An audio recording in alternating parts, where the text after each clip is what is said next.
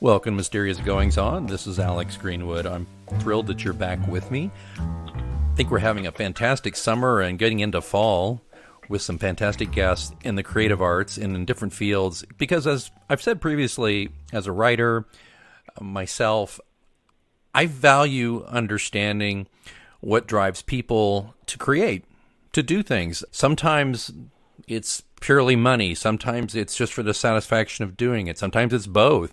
And I think we would not be complete in talking to the guests we're having this season, which include actors and product designers, writers, chefs. We wouldn't be complete if we didn't talk to a photographer. And I am very excited and frankly feel very lucky to have with me a gentleman who I consider to be the photographic poet laureate of Kansas City. Thrilled to have Duane Hallock on the show. Duane, welcome to Mysterious Goings On. Thank you. I'm honored to be with you. I've followed you on social media for quite some time and listened to your podcast, and it's fun to talk to you. Oh, thank you. Well, thank you. You strike me as somebody who, even though you had a career in marketing. I know that, and we can get into your history in a minute, but I know you had a very big career in marketing, and I think we first met years ago when I first came to Kansas City when I worked at KCPT. I think we had a phone chat about something because you were, I believe, at the American Red Cross here, and I was with them, and yes. And we just always kind of, I don't think we kept in touch, talk very often, but we knew who each other were. And then social media springs up and we start following each other. And what's interesting is I think I initially followed you on Instagram, not fully realizing at the time what a great photographer you are. And I was just like, oh, I know that guy. I'll follow him, see what happens. And then all of a sudden I just keep seeing in my feed these beautiful portraits of this community I've grown to love, Kansas City. So is that right, though? If we kind of look back a little bit we look back behind us a little bit here, your career for the longest time was that mostly marketing and PR and things like that? Yes, I spent a little more than 10 years as the communicator and marketing person for the American Red Cross locally. And then prior to that, I was with a couple other nonprofits, the United Way. I was the VP of marketing there. And prior to that, in administration at a local hospital. Yeah, we have some things in common. Yeah, I worked PR at a hospital when I started my career, and I worked for the American Heart Association. So you and I have kind of swum in some of the same waters. It's kind of interesting to hear. But photography, I looked a little bit on your website, and I'll let you tell the story. But you've always been interested in photography. But kind of how did it grow for you? What happened with photography? Was that something you picked up more once you left the Red Cross, or how'd that work? Well, I'm old enough that I remember the good old days of dark rooms and the smell of chemicals and shooting on film. And, I enjoyed that, but it wasn't as much fun. I still did photography through the years. I, shot everything as a hobby from U.S. presidents campaigning to volcanoes erupting and the obligatory family reunions and birthday parties and graduations. But I really found my niche when Instagram came along. And I just started experimenting with it, and more I started liking digital photography much better than the old stuff that I learned with. And it became more of an artistic expression. And honestly, I started Instagram just throwing stuff on there to be clever and to be, cute and just photograph, what shoes I was wearing. I mean, we all started somewhere, and right. I'm not, it wasn't anything but I've left those up. If someone's interested, they could go way back and see those. I left them up to kind of document my journey in photography. And more I started finding my groove, my niche, and I have enjoyed photography as a hobby. And I still don't really consider it a business for me, but it's one where I've made a few dollars here and there, but it's not my driving motivation. Well, I'm kind of with you on that. I've been told I have a decent eye for photography. Like, I know how to generally frame a shot. You can't usually tell from my Instagram because, frankly, Instagram to me is a laugh. I don't spend a lot of time on a curated aesthetic or anything like that. But I've been told that. But like you, I read up on you a little. You took photography classes, but you got bored because they spent all this time talking about f-stops and film speeds and apertures and all these important mechanics. But I love what you said is that you understood it was important as a means to an end, but you wanted to learn more. You wanted to understand photography as a form of artistic expression. You were getting beyond the tools to do the job. And I can only say that I feel the same way so much. It's like there's shows about podcasting. It's like I don't really care about how podcasts are made beyond can mine sound okay? Does it, it's not embarrassing. I don't really need to know exactly what kind of microphone people are using or sound dampening equipment or editing software. It sounds to me like that's your feel for photography. Well, it is. And I'm amused when people talk about photography in terms of the mechanics of it. I'm not offended, but I am amused when people say, well, what kind of camera do you use? Well, that's kind of like asking a writer, what kind of word processing software, what kind of keyboard do you use? Amen. It's a means to an end, but it's not the end itself. And it's important to know f-stops. I don't want to minimize that. It's important to know apertures and the good old days film speeds and, how to frame a picture and all of that. But those are mechanical things that I learned in and wanted to move on from that. I've attended a couple of photography classes, here in the area, and they tend to be more camera clubs. And there was a lot of discussion around the mechanics and other such. And I'm not too impressive with when I go to those, because I was told going into one of them as a visitor that I'd be asked to stand up and announce whether I shot with Canon or Nikon. Well, I stood up and said, I shoot with a point-and-shoot Sony camera. And I got a little bit of applause, but it was more out of sympathy, I think, because these are hardcore photographers, and I don't really consider myself a hardcore photographer. And then other people will come along and say, well, what do you edit with? Photoshop? Well, I have Photoshop on my computer. I haven't used it in years. I use a free app called Snapseed, and I do it on my iPad. Yeah. So it's a point-and-shoot Sony camera. It's a nice camera, and it captures a lot of data that then allows me to edit it. I'm a pretty simple guy when it comes to the hardware of photography. It blows me away because I look at your work, and I'm going to tell listeners right now, while you're listening, it would not hurt at all for you to go to DuaneHallockPhotography.com, and that's spelled DuaneHallock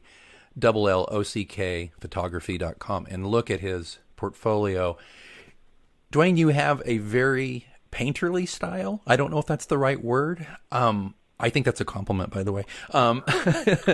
Everything to me, well, thank you. It looks, some of it could be like an oil painting. Some of it could be maybe trend towards watercolor. But what I see here is you don't do the usual stuff. And your muse seems to be Kansas City, and I assume mostly because you live here, but you can tell us more about that. But your muse seems to be Kansas City and the surrounding area. And what I delight in when I look at your work is I live here and have lived here for over 12 years, and I've seen most of these places. And what I delight in, though, is I see them differently through your eyes. Well, I appreciate your saying that. In fact, that's one of the highest compliments that anyone has given me. I've had several people say, well, I've lived in Kansas City my entire life, and I've never really noticed that, or I've never seen it like that.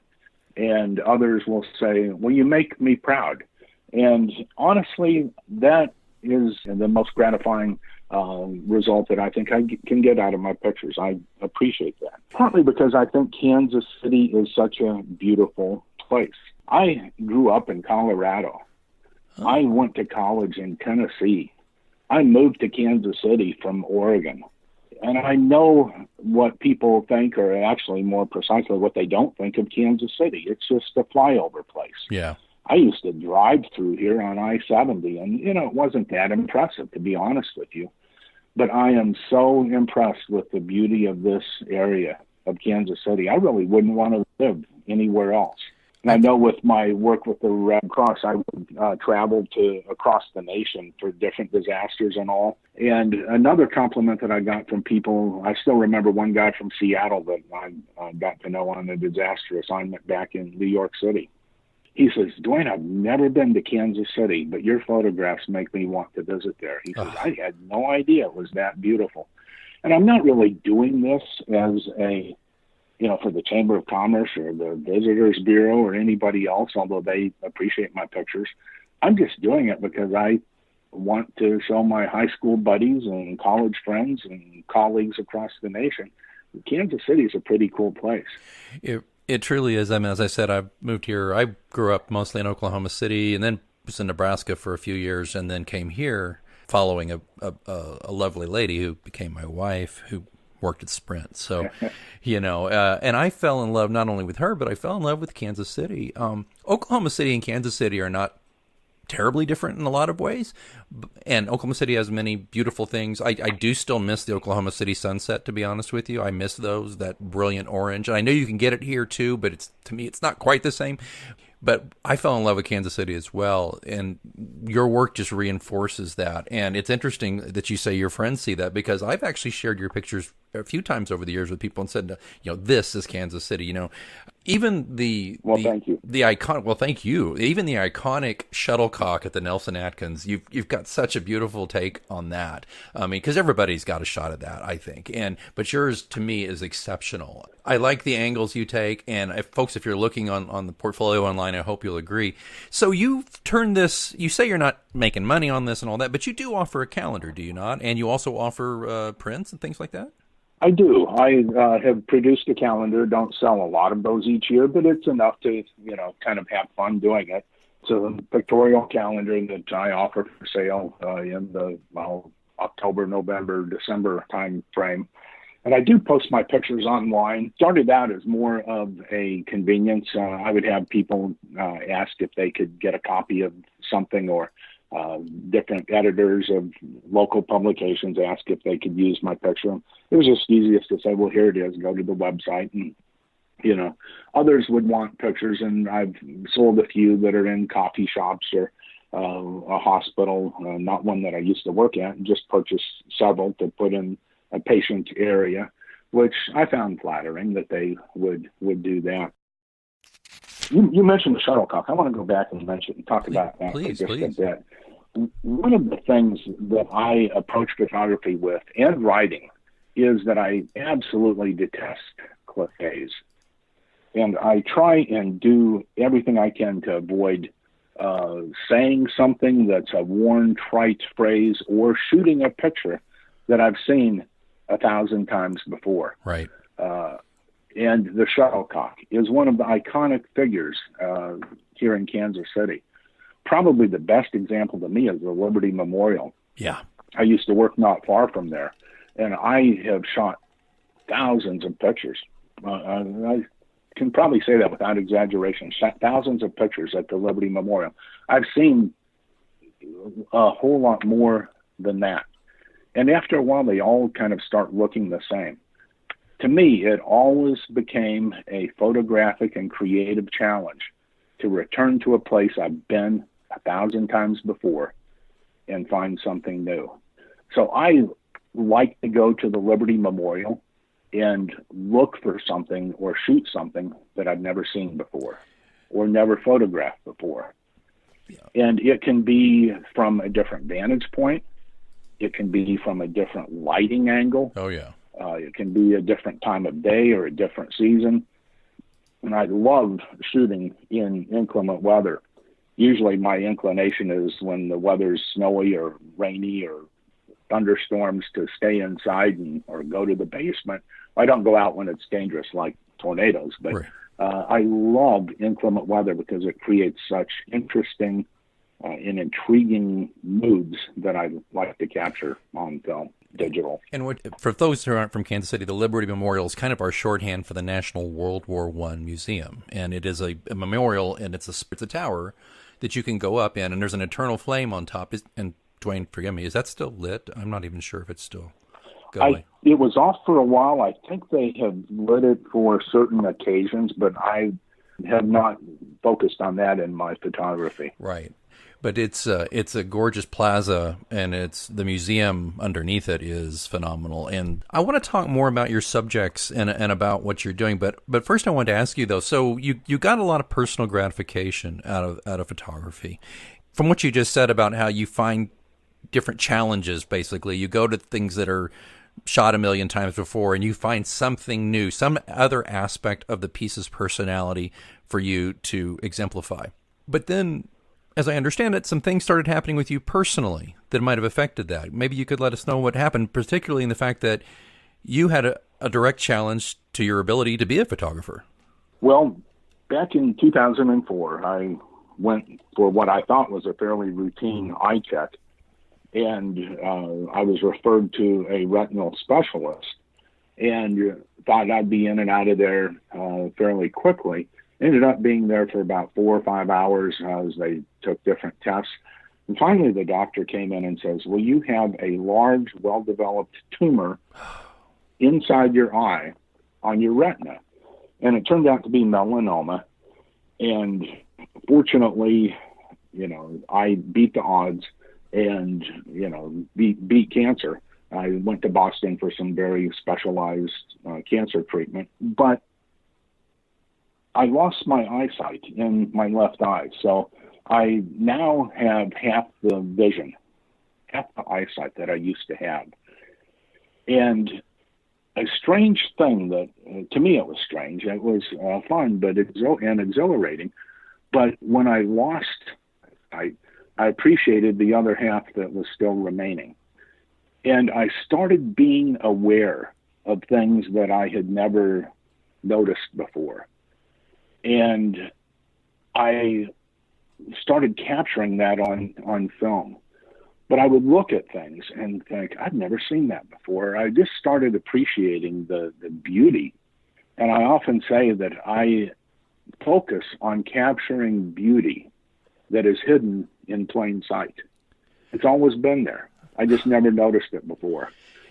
So for me, photography is almost a practice of mindfulness, of being aware. And looking for things that, I'm not trying to find things that nobody else has seen. I'm trying to find things that I've never seen. So I'm not really trying to impress people with my photography. I'm trying to just capture my sense of gratitude and abundance living in the Kansas City area. For things like that. We spoke offline, and I had a scare. I recently, and there's an episode, by the way, listeners of the show, called On Losing It that I did a while back at the end of the last season about this, where I went, just like you, I went to the eye doctor for what I thought would be a pretty innocuous in and out thing. And they told me I probably had glaucoma, which I freaked out. So now, I don't at present have it. I'm still at risk for it, but I don't have it. But what I guess is, I don't know what the right word. It's not interesting to hear, but it's meaningful for me to hear you talk about it this way because, Duane, I'll be straight up. I thought, oh my gosh, what if I have this in it and they can't control it and I lose my vision, right? Yeah. And you could relate to, and I could relate to your podcast. I listened to it, I was fascinated. I really was. Oh, thank you. It's just terrifying, though. I mean, and I'm sure, and I don't want to drill down into things that are too unpleasant to think about, but it had to have been terrifying to hear this diagnosis. But it sounds to me like once it sunk in, you just matter-of-factly took care of business. Is that a fair way to put it, or did you have a little more stress about it than that, or how did you feel about it? Well, it was a stressful thing, but I came to the conclusion that there's not much that I can do other than, pray about it and have the best medical care that I could get to work on it. And then I just thought, I'm just going to live life. And living life to me was being grateful for each new day and looking for the beauty and the abundance that I find. And that's where the mindfulness comes in. To me, it's almost a meditative process to go out on a photo shoot. I have a lot of people say, hey, I'd love to go with you on a photo shoot. Well, for one thing, it's kind of my personal time in many ways. And I don't mean to be selfish about that, but it's also much more impulsive than people think. Yeah. You know, I ask my wife sometimes, hey, you want to go with me to downtown and I'm going to shoot some pictures? She says, what are you going to shoot? Well, I don't know. I'll discover it once I'm there. So I don't always have the pre-planned itinerary and shot list, if you will, when I go out on a photo shoot. Sometimes I find it's worth posting. Other times I thought, wow, that's kind of interesting. I'd never noticed that before. Yeah, yeah, and again, if you're not taking photos, that might, you know, somebody with you might be, not intentionally, but might be kind of putting a drag on you a little bit, because you could feel like maybe I've been out shooting with people before myself, and I could feel them like their impatience, like, can we go to lunch now? You know? Yeah. You mentioned other photographers. If I could just interject there. Sure. A lot of times I have people, I shouldn't say a lot, but more often than I'd like, people saying, well, I wish I could shoot pictures like you. Or, you know, and I don't say that in a self-congratulatory way, but my response is always never compare yourself with anyone other than the photographer that you used to be. Oh, nice. And I also appreciated your podcast about, in your case, comparing yourself or not comparing yourself with other writers. Oh, thank you. To me, there's no sense of competitiveness. There are many photographers in Kansas City that I admire their work. I'm inspired by them. I don't want to be them, nor do I want others to be like me, but I am collaborative and I appreciate the community of photographers here. And I honestly feel no sense of competition with them. I don't compare my work with them. I compare my work with the Instagrammer or photographer that I used to be. And hopefully I'm getting better with each and every passing year and each and every snap of the shutter. I think that's so true. Because I had to get to that level of maturity myself about my writing and understand that there's a few rules about writing I understand. Let me see if these work for you a little bit in photography. First things first is, you know, you are limited by, I think, well, to a degree, you're limited by your capacity for discipline and hard work, first of all. I'm sure with photography it's the same as writing. If you don't write a lot and you don't read a lot, you're not going to get better. So I would assume photography is very similar. The other thing is that what I offer my readers is my take, my direction, my angle when I approach fiction. And I, just like a photographer, what you said earlier, you're not offering, you know, you may be photographing things people have seen before, but this is through your eyes. This is through Duane Hallock's vision. This is how you take that image and then work on that image and make it, as I said, painterly and that. So I think those are a couple of things I agree with you so much on that. But it took me a long time to get there. When I was younger, man, I was very, well, how come they got published and I didn't? Or, you know, why isn't this happening? You know, but you can't look at it that way. And that's one reason too, just to put a pin in what you said too about your alone time. And writing's a very solitary thing. I mean, I cannot imagine a more boring thing than to watch somebody write. Yeah, exactly. Yeah, but all you said right there was very well said. I mean, it reflects my feelings exactly. We're on the same wavelength. You from more of a written medium, me from more of a visual medium, but we're parallel with our philosophy on that. I think so, and we're both telling stories just in different ways. And I'm trying to paint pictures with words, and you're almost literally painting pictures with images, and made all the more poignant and all the more special considering what's going on with your vision, your physical vision, but that you make work so well. Well, let me ask you a few quick questions, if you don't mind, about your work. Now, there's something I see here as I look, and I've looked through your portfolio quite a bit, and as I said, I've been a fan for years. You're apparently, and you can correct me if I'm wrong, of course, apparently not a big fan of people in your work. True or false? Well, that's mostly true. Partly by default, because when I'm out shooting, I shoot on my own. I also worked at the Red Cross for, like I say, more than 10 years. And the requirement there was that whenever we shot anyone who was identifiable, we needed to have a photo release. Oh, yeah. And so, you know, getting the photo release, I tried to be more artistic and shoot over their shoulder or so they weren't identified. And anymore, I find the beauty of the landscapes, the architecture, the nature, and other things that I shoot just usually work best without people. And I will say that I am asked from time to time if I will shoot pictures of different things, weddings or senior portraits or family photos or even modeling sessions. As much as I would find those interesting, there's so many other photographers who do that much better than I. And that's not my niche. I also don't really consider myself a photojournalist. So I'm not really looking to document the reality through a visual medium. I'm there more, and I don't know that I like this term, but I kind of think of myself as more of a photo artist. And you had used the term painterly.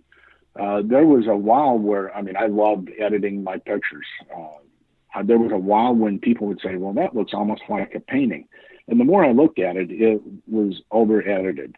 I would oversaturate colors. I would, use filters and other things just because I could. And I have come to the point where, to me, photo editing is kind of like women, or I guess some men who wear makeup. It's best when you don't really notice the makeup. Yes. And the same with editing. It's best when it's not obvious. But I do edit my pictures, and I'm unapologetic about that. But I try and do it in a way that doesn't call attention to the editing. Right. I like to edit my pictures so that I capture how I want to remember that scene, and not necessarily how the camera mechanically captured that scene in pixels. So it's more, how do I want to remember that sunset or that foggy morning at the Liberty Memorial or something like that.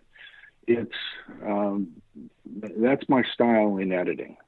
And I appreciate that too, because you can, I've fooled around with editing software, and I know how I can take which was a decent shot, and then I just goof with it so much it looks terrible. So and I never show those to people, but so it's easy to do with all the technology.